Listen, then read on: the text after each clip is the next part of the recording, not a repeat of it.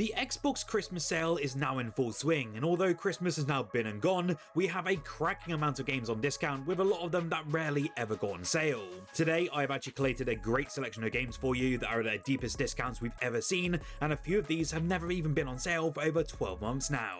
Remember as well, I do give away a free Xbox game on these sales videos every single week. All you have to do is just comment below and you're automatically entered. Congratulations to last week's winner. Just hit me up on our awesome Xbox Nation Discord server and I will get that game right over to you. Now with that though, let's dive into the games on sale you need to grab for this week. One game I want to really start off with is a rather great update, and it only occurred on Xbox within the past couple of weeks. The game is known as Divinity Original Sin 2 Definitive Edition, and this now brings this absolute gem up to modern day standards, and it now runs at a very consistent 60 FPS across the board on the Xbox Series consoles. It's actually a whopping 70% off, bringing the price down to just £12.50, and that is a cracking cost for a game that has well over 100 hours of content for you to dive into. This is honestly one of the best CRPGs out there, and if you're a fan of role-playing games, then this is a definite must-buy. For those of you who have never played their first game, don't worry as well, as each game does have a standalone story. This one starts thousands of years after the first one, so you're not really missing out on anything right out the gates. If you are wanting to go on a nostalgia trip though, or just want to see why Tomb Raider was such a big hit back in the day, then Tomb Raider 1-3 Remastered Collection is well worth the small price for this week. This one of course does let you play the original 3 Tomb Raider adventures, and that's all for the first time ever, as you can play the complete experience with all expansions, secret levels on modern platforms, and so much more. The games were also given a nice fresh coat of paint and higher FPS across the Xbox Series consoles, and you can actually switch between the original style and the newer one with the press of a button automatically anywhere, and it's kind of similar in its vein to what we saw with the Master Chief Collection with how it's implemented. If you do want to shoot some bad guys, lock the butler in the freezer, or just experience some Tomb Raiding goodness, then you can this week for just £7.50, and it's definitely worth experiencing, especially as we're going to have 2 new Tomb Raider games in the coming years. For only the 3rd time since its launch, Avowed is now on sale, and is definitely worth that hype. This one was set in the richly detailed world of Eora, and it's a first-person RPG from Obsidian that really delivered an immersive mix of exploration, magic, and meaningful choice. You'll be able to delve into ancient ruins, navigate political factions, and even shape your story through deep conversational trees and reactive quests. This one's now priced at just $34.99 with a 50% discount, and that honestly is a great opportunity to jump into one of 2025's standout RPGs, and honestly is in my top 10 games of this entire year. The combat is very flexible, and it kind of lets you switch between melee, ranged, and spellcasting on the fly, and it really does show that sort of id inspiration that Obsidian had here. With companions that also develop over time and environments that reward exploration, Avowed offers such a great fantasy world worth losing yourself into. Just don't go in thinking it's something similar to Skyrim though, as it's more like Obsidian's other games like The Outer Worlds, especially in its scope and also game design. If you remember, the first Ghostrunner game was a real lightning strike of speed and style, but the sequel really doubled down on that tenfold and is bloody excellent. Ghostrunner 2 pushes that sort of cyberpunk aesthetic even further, adding stuff like motorcycle sequences, expanded combat options at your disposal, and even more vertical movement challenges to really challenge you. The one-hit kill formula does remain though, so you have to have razor-sharp reflexes, but then the new abilities do allow for greater experimentation and creativity in just how you tackle the different enemies and the environments. The soundtrack will of course pulse with that synth energy soundtrack, really driving you to keep momentum going even through countless retries. It's a very tough game for sure, but when you nail each sequence of wall runs, dashes, and slashes, it feels utterly euphoric. Right now it's available for just £7, and it absolutely nails that precise action and cyberpunk flair you really want. I have highlighted Ghostrunner 1 in our few previous sales videos, and I can easily recommend this one as well because that's how much this franchise absolutely smacks.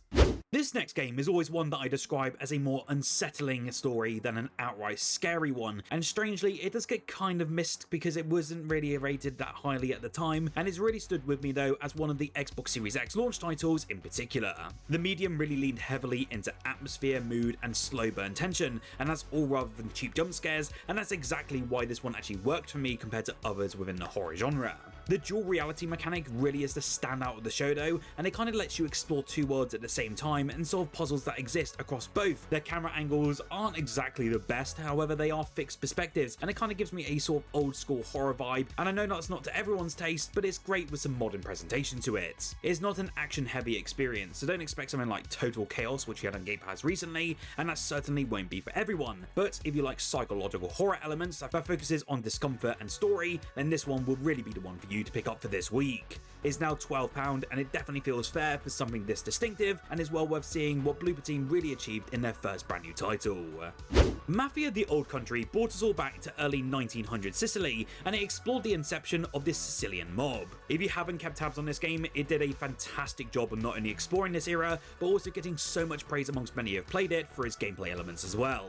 This one though is centered around the origins of the Mafia, and you'll be playing as Enzo Favara, working for the Teresi crime family. The game is very linear, like we saw with the first Mafia game, so don't expect any exploration like we did with Mafia 3. I didn't really mind this though, as ultimately it made the campaign so much more engaging and so thrilling, especially with its different set pieces. I will say the combat at times, specifically the melee elements, are a little bit shoddy and can definitely get irritating, but overall it's a fantastic Mafia game and easily up there as my potential favourite yet. It's now down to its lowest price of just under £28, and that's definitely worthy of grabbing as soon as possible. This next one is one of those games where the visuals do most of the talking. Silt drops you into a haunting underwater world that feels oppressive, quiet, and genuinely uncomfortable in the very best way possible, and I just love highlighting some indie gems like these you've probably never heard of before. You essentially take control of a diver who can possess sea creatures to solve puzzles, and that mechanic is used in a very clever and often unsettling way. There's almost no hand-holding either. You're basically expected to experiment, observe, and slowly understand how the world really works. I like how confident it is though, with being sort of minimal and strange without over-explaining itself. It's definitely more of a short and focused experience, but it's bloody memorable. For just under £3, this is an absolute steal if you enjoy moody, artistic indie games that definitely leave a strong impression with you long after you finish them.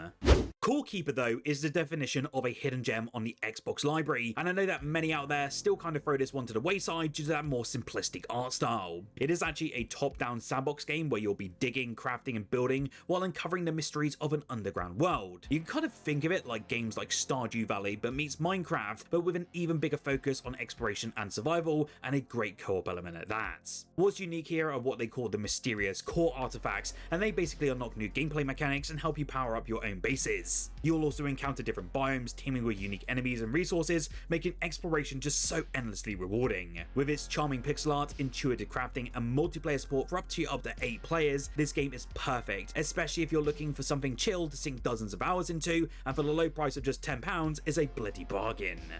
Trepang 2 is slashing its price by just under 70% this week, making this the best deal since its launch date. This adrenaline-fueled first-person shooter combines intense gunplay with sci-fi horror elements, and it really delivered an experience that's both fast-paced and atmospheric. You will step into the shoes of an enhanced soldier equipped with superhuman abilities, and you'll be taking down enemies with precision and style. The game features a really cool sort of bullet time mechanic alongside melee combat, and gives you plenty of stealth options as well, and gives you the freedom to approach encounters in so many ways. It has a really gripping story as well, with some sort of Call of Duty-esque thrilling set pieces, and it just really keeps the action relentless, and that's why I really love Trepang 2. It gave me so many fear vibes in the best way possible, just not as scary though, although it's not as widely praised unfortunately. It's still definitely worth experiencing if you're a fan of sort of action-heavy FPS games, as it's really an unknown title compared to many on this list today.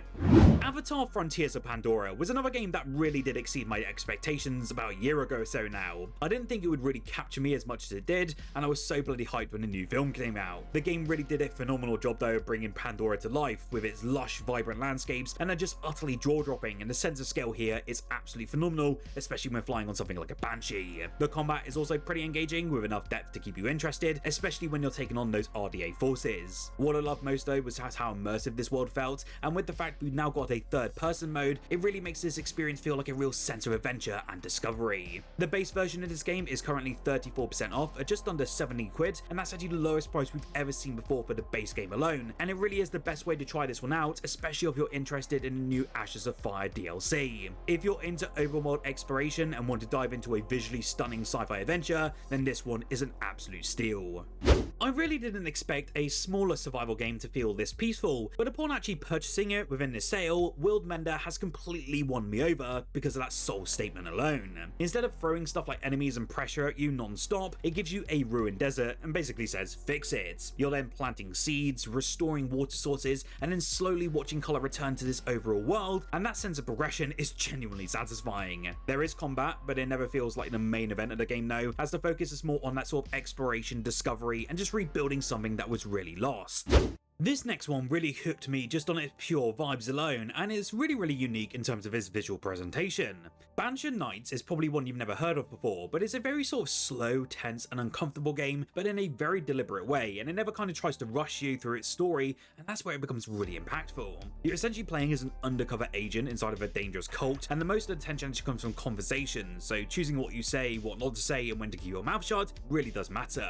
There's no flashy action here, or really much platforming or anything like that for you to do, but instead that's actually what makes every interaction feel so much heavier. I really like how much of a more restrained experience it is compared to many out there, and it kind of trusts the atmosphere and writing instead of any gaming mechanics. It's very short and very focused though, so you can probably get this all done within a day, but for £2.50 it's an easy recommendation if you enjoy mystery, psychological tension and slow burn storytelling, and as you may know now, I love sort of highlighting these smaller little indie experiences that are very obscure from these very talented teams.